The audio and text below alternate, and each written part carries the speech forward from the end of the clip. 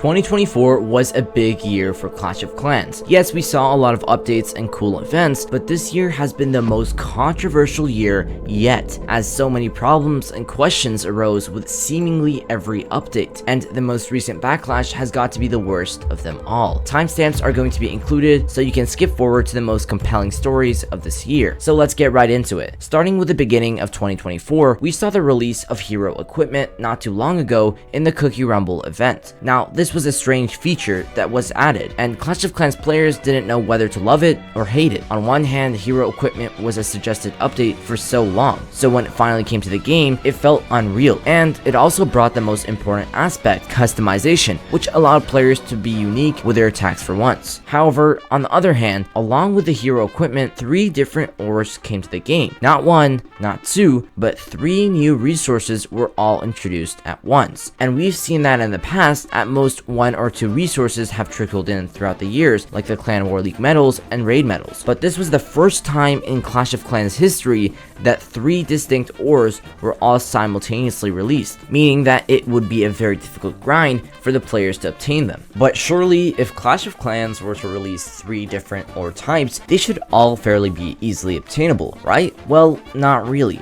As soon as they were introduced, ores were a scarce resource, making them available in event shops, in daily star bonus, and wars, but that was practically it. So of course the community took to Reddit and weren't shy about their opinions. Sooner or later, Clash of Clans realized their mistake and went ahead to slowly incorporate ores everywhere so that they're more easily obtainable. We started to see ores in Clan War Leagues, event passes, and even in the trader shop for raid medals. From this point on, ores were a lot more accessible, but this wasn't the only problem that new hero equipment caused. Another major concern was the equipment being released too often. With the initial gauntlet being released, Supercell saw an insane increase in profits, so naturally they started pumping out equipment left, right, and center, making it nearly impossible to max any of the equipment that was given. And mind you, at this time, ores were still a scarce resource and were practically impossible to have enough of in order to max the gear coming so often. Once again, another ore drought and an influx in equipment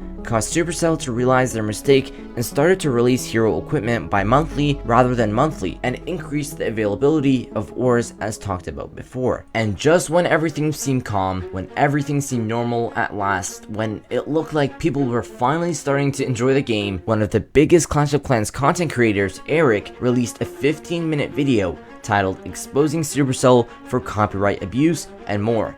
And this video blew up immediately. To the best of my knowledge, in this video, as the title suggests, Eric starts talking about how Clash of Clans is silencing criticism, as several different channels, including his own, have started to face false copyright strikes to take down any of their videos on YouTube, community pages on Discord, and even as far as their Twitter. After discussing this, he later goes through the major updates this year, and how the game got progressively easier with root riders and hero equipment for casual players, while adding a hard mode for more advanced pro players. However, he also did glance over the fact that it has almost become pay to win to play professionally in Clash of Clans esports due to the expensive nature of ores and hero equipment. They were introducing new equipment at such a rapid rate, and you could only get the resources in game quick enough to get a small amount of it upgraded. It made so that it effectively introduced a new pay-to-win mechanic into Clash of Clans esports, and this never existed before. For years, we have been able to have everybody at the top level of the game on an even playing field. And so now, with the new introduction of the equipment and the continued release of new pieces of equipment, that the only way you could possibly max out fast enough to be competitive would be to just pour large sums of money into the game, made so that the entire Clash of Clans esports has become a bit pay to win. Nevertheless, he continues to talk about how his opinions he expressed in his video about making the game more casual for casual players and more difficult for advanced players became the sole reason that he was no longer in the casting crew for the Clash of Clans World Championships, which means that Clash of Clans must have found a serious problem with his contents, or they could have just been fed up with the constant criticism. What makes the situation worse is that only a select few channels were actually affected by the same issue, as Eric goes over Itzu and Carbon Fins Gaming channel, two channels who, by the way, made similar content and both created similar videos on the pay-to-win status of the game, were untouched, unlike some of the more unlucky content creators. Now, things take a turn for the worse, as the next day Eric discusses how Max, a pro player, was kicked off his own team without any reasons by Fluxy, the team captain. Now, this may not seem bad at first, but these qualifying Clash of Clans positions are worth at least tens of thousands of dollars. So when Max got kicked out for no reason, it was apparent that something fishy had to be going on, as it is only possible to change your roster after qualification with the approval from Supercell, and it's not like Max was a bad player at all.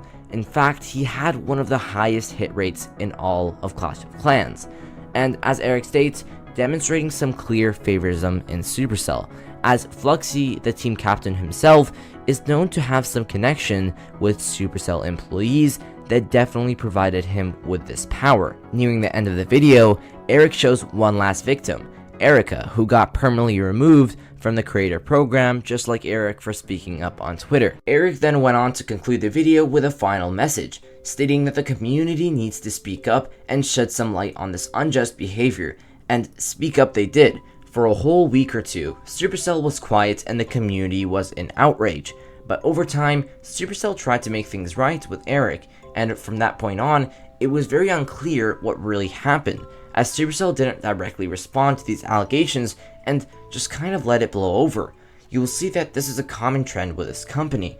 Every time there's a large concern or drama, the team just goes radio silent and lets all the drama wash away. I mean, it's sort of what happened with the Eric situation, but more importantly, what's been going on right now. Since the big drama involving Eric, several of Clash of Clans updates have faced heavy criticisms from the community, and I'm going to be rapid firing these, so let me know if I missed anything. Starting off with events, many players felt that the sheer number of events led to an oversaturation of gameplay, making the experience feel more like a chore than a fun pastime. The release of the Goblin Builder sparked its own controversy. While not inherently too bad, this addition stirred up a lot of drama. Similar to the Apprentice Builder, another feature that left many players frustrated, as it felt like a gimmick that wasted resources, particularly precious gems. During this period, the game's meta shifted drastically towards offense, making wars and attacks less enjoyable. The balance issues were further compounded when Supercell decided to extend the rotation of pet potions from 1 week to 2 weeks, a move that baffled many, as it seemed to revoke a quality of life feature players had grown accustomed to. Additionally, the recent nerfs to hero equipment created a sense of unfairness, especially when combined with the already problematic ore economy. These changes, as discussed earlier, left players feeling like they were fighting an uphill battle, and the cherry on top is the awful customer support. The customer support during this time was abysmal, leading to numerous accounts being stolen, a situation that only added to the frustration. While all of these issues might seem minor on their own, together they significantly impacted gameplay, leaving the community feeling disappointed and just annoyed. However, as of recently, Clash of Clans made one of the biggest changes to the Gold Pass. They sent a message basically stating that they were going to replace the free skin at the beginning of the Gold Pass for a decoration, a mere decoration. And with no surprise, the community was in outrage, which in all honesty was coming Supercell's way anyways, with all the unreasonable decisions that they've been making this year, as showcased in this video. The community was tired of Supercell just cutting corners for absolutely no reason. They have been sneakily trying to boost company profits all year, which is something that corporations have to do. But in order for that to happen, players need to be willing to spend money on the game. Like I said in a previous video, at the end of the day, we are paying for digital items, so at least let them be worth our while. As a company, you won't convince people to invest in your product if you go ahead and remove one of the most favored items. Giving people a decoration is such a bad idea, but according to Supercell, it was necessary in order for all players to enjoy the decoration, rather than a hero skin, as some of the lower level town halls may not be able to use it.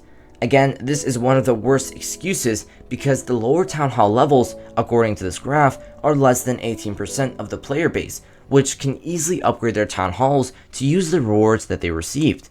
Clash of Clans accommodating to the 18% and leaving out the other 82% is so unlike the company.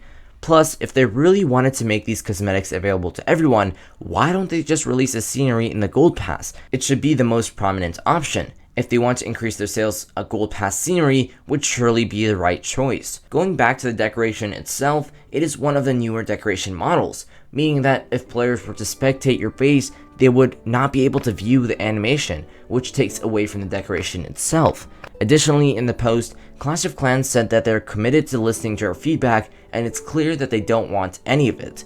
The Reddit has been overtaken with people complaining about this change, and it looks like Clash of Clans doesn't want to disturb what's going on. Although, the Supercell team have just released a statement saying that they will be returning the hero skin back into the Gold Pass for this month and the following months ahead. They finish off the post by saying they will be adding 20 Starry Ore to everyone on the free track of the Gold Pass. Now, in all honesty, I don't really know what to think of this and whether or not I should include it in the video. But I feel like you could really tell that Clash of Clans felt bad for their decisions and were ready to own up to it.